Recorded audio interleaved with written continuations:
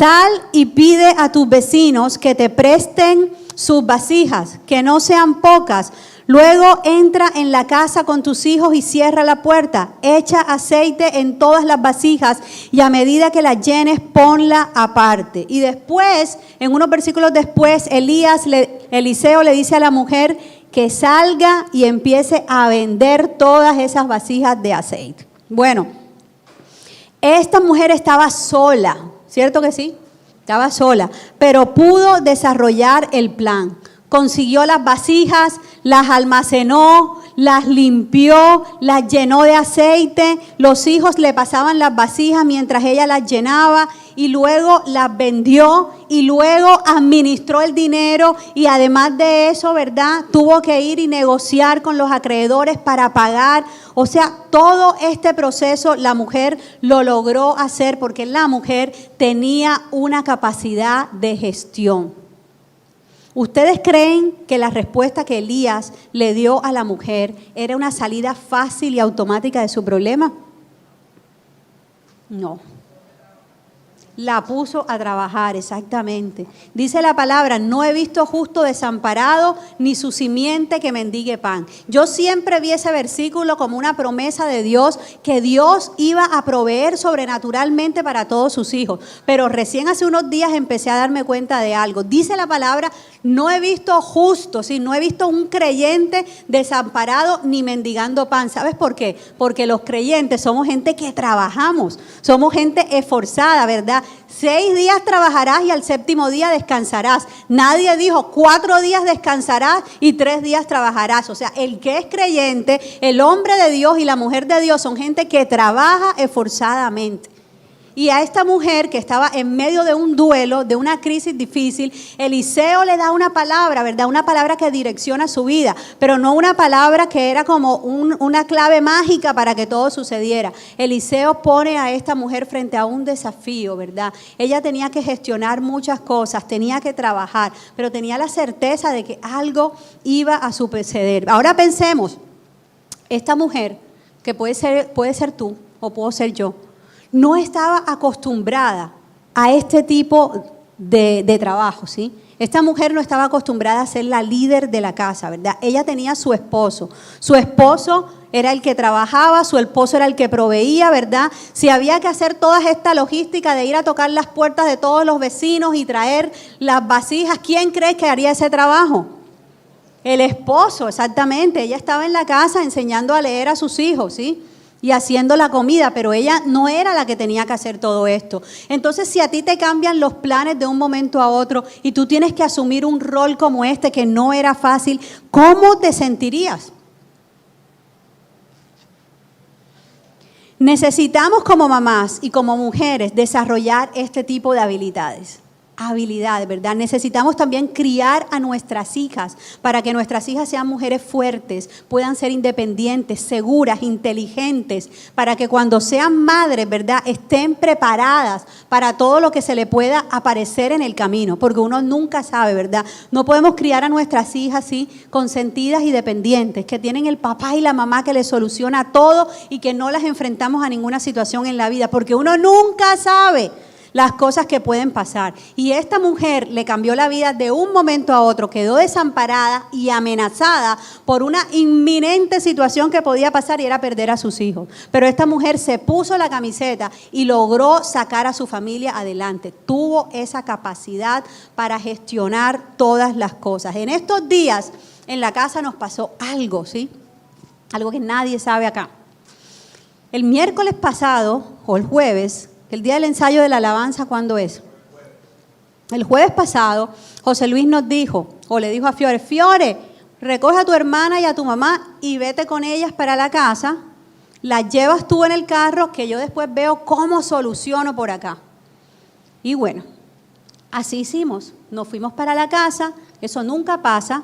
José Luis, si se va a quedar hasta tarde a alguna reunión de la iglesia, nos lleva y se devuelve. Pero ese día él se le dio por hacer eso, que a mí me pareció súper mala decisión, porque él en qué se iba a ir después en la noche.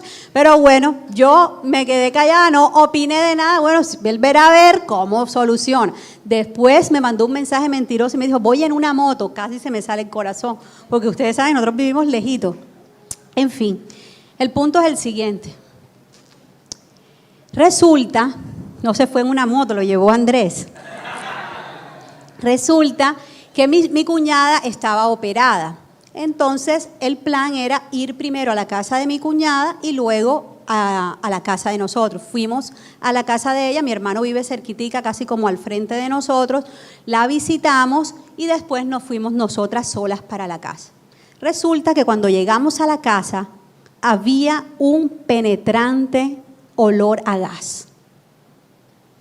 El apartamento estaba impresionantemente con olor a gas. Ya todos sabemos qué pasa en esos casos. Yo, como ya había visto videos por YouTube, sabía lo que tenía que hacer: abrir las ventanas, no prendas los focos ni la estufa, porque lo que es explota.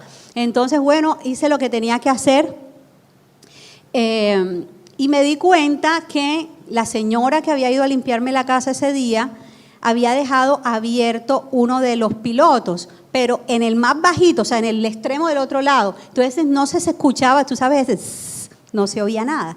Lo logré, bueno, lo apagué, listo, o sea, no era que hubiera una fuga, no tenía que llamar a Surtigas, no, o sea, había que cerrar eso. Pasó como una hora y el apartamento todavía olía a gas, o sea, el cuarto así en el fondo, el baño, o sea, es que, claro, eso había pasado muchísimas horas, estaba súper penetrante. En eso, Fiore y yo nos miramos. Ella estaba pensando en algo, yo estaba pensando en algo. No era necesario que nos lo dijéramos, sabíamos perfectamente lo que había pasado. ¿Sabes qué había pasado? Dios había intervenido y Dios había salvado la vida de mi esposo ese día. ¿Por qué? Porque mi esposo no tiene olfato. Si José Luis hubiera hecho lo que hace siempre todas las semanas, nos hubiera dejado a nosotros haciendo la visita de mi cuñada que estaba operada y se hubiera ido para la casa. Cuando él hubiera llegado a la casa, para él no estaba pasando nada. Y José Luis dice que no, pero Fiore y yo sabemos que estamos en lo cierto. Lo primero que hubiera hecho era calentar en la estufa lo que había para comer. Y en ese caso, vamos a dejar el resto de la historia en puntos suspensivos, ¿sí? Pero uno se pone a pensar, ¿verdad? Uno se pone a pensar, Señor, ¿será que yo tengo la berraquera para ponerle el pecho a cualquier situación si algo pasara? Sumé y resté y dije, no tengo tanta berraquera como esta mujer. Pero bueno, dependo del Señor, ¿verdad? Y ahí mira, dice, ya somos 2, ya somos 3 por acá. Pero en el momento que se requiera, ¿verdad? El Espíritu Santo que está en nosotros nos da la berraquera. Muchas mujeres de Dios han tenido que pasar por una situación de divorcio o han tenido que pasar por una situación de viudez y el Señor las ha llenado, ¿verdad? De esa fuerza que solo el Espíritu Santo puede darnos para convertirnos en mujeres valientes, esforzadas, ¿verdad? Y tener esa capacidad de gestionar. Hay cosas tremendas, ¿verdad?, que la mujer tuvo que sentirse desafiada. Tal vez en algún momento se sintió apenada, ¿verdad?, de tener que ir a tocar las puertas de sus vecinos, o ustedes no se sentirían apenadas. Ustedes van de bloque en bloque tocando puertas y pidiendo cosas así y eso no les importa. O sea, eso es incómodo, ¿sí? Esa mujer le tocó vencer todas esas cosas en su corazón y lo logró, ¿verdad? Nosotros tenemos que tener esa capacidad, ¿verdad? Esa capacidad de solucionar.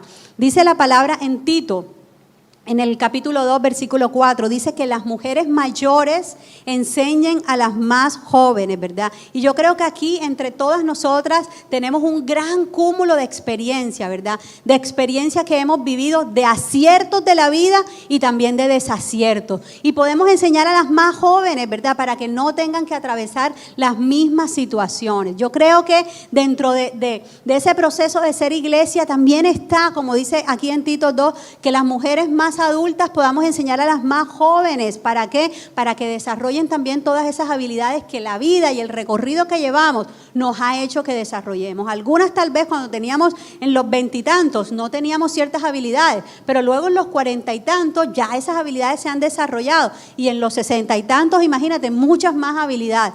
Entonces necesitamos, ¿verdad?, entre todas ayudarnos para que las nuevas generaciones sean mujeres tremendas de Dios, tremendas de fe y también que tengan esa capacidad de gestionar. ¿Cómo nosotros podemos desarrollar esas habilidades en nuestros hijos y en nuestras hijas? Estos días, hace un par de días pensaba en algo, tocaron la puerta de la casa, ¿sí?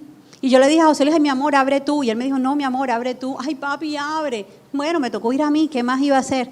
Y cuando abro, era un niño con una cajita de madera vendiendo mangos, ¿sí? Era un niño del conjunto y los mangos eran mangos del árbol del conjunto. Y él me dijo, tengo una empresa y vendo mangos. Oye, ya yo sé que los mangos del conjunto no son buenos, o sea, no son unos mangos deliciosos, pero cuando uno ve ese tipo de cosas en los hijos, en los sobrinos, en el vecinito, hay que respaldar, hay que apoyar. Él me dijo, tengo Nequi, ¿me puedes pagar por Nequi?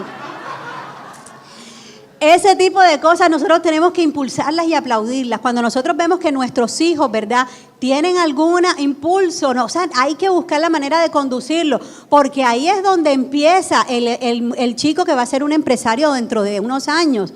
Y en la actitud de cada uno de los adultos que estamos alrededor está el impulsarlo o en frustrarlo, ¿sí? Todos los padres del edificio sabíamos que esos mangos no estaban buenos, pero había que comprar los mangos para estimular en ese chico esas habilidades. Entonces imaginémonos a esa mujer, ¿verdad?, que tal vez era una mujer de casa y ahora estaba haciendo el inventario de la mercancía, tocando la puerta para conseguir los clientes, ¿verdad?, yendo a negociar la deuda con los acreedores. El acreedor de pronto no quería que pagara la deuda, quería quedarse seguro con los muchachos, ¿verdad? Y esa mujer poniéndole el pecho a todas esas situaciones. Venció la pena, la inseguridad, el sentimiento de incompetencia, las mentiras en su mente que tal vez le decían, sabes que nadie te va a comprar aceite. Cuántas mentiras que tal vez todas también en algún momento nos llegan a nuestra mente y nos hacen sentir incompetentes o que no nos va a ir bien. Imagínense. Además, esta mujer que estaba yendo a vender el aceite con las vasijas ajenas, ¿sí? O sea, yo te vendo a ti, Samantha, el aceite y te voy a pedir que cuando lo termines de usar, lleves en el bloque tal, a la casa de los Pomares, lleves la vasija, porque la vasija no es mía. Y así sucesivamente. O sea, esta mujer no le tocó fácil, pero lo logró. ¿Y sabes qué? Cada una de nosotras también lo vamos a lograr. ¿Sí? Nosotras también somos mujeres de fe y nosotras también somos mujeres que tenemos esa capacidad de gestión. Y si eres hombre que estás aquí, con mucha más razón, tienes que ser un hombre que pueda gestionar cualquier cosa para sacar adelante tu familia. Y si eres hombre, tienes que ser un hombre de fe porque eres el sacerdote de la casa y la responsabilidad espiritual de la casa está en tus manos. Así que ponte las pilas y si no te las has puesto, que esta semana sea una semana en la que tú empieces a tomar el liderazgo espiritual de tu casa porque es tu responsabilidad. A esta mujer, esta no era la responsabilidad de ella. Le tocó tomarla porque el esposo se murió. El que tenga oídos para oír, que oiga, ¿ok? Y si alguno no está oyendo, para eso tienes al lado la esposa o el hijo que le digan, papi, es contigo, mi amor, es contigo.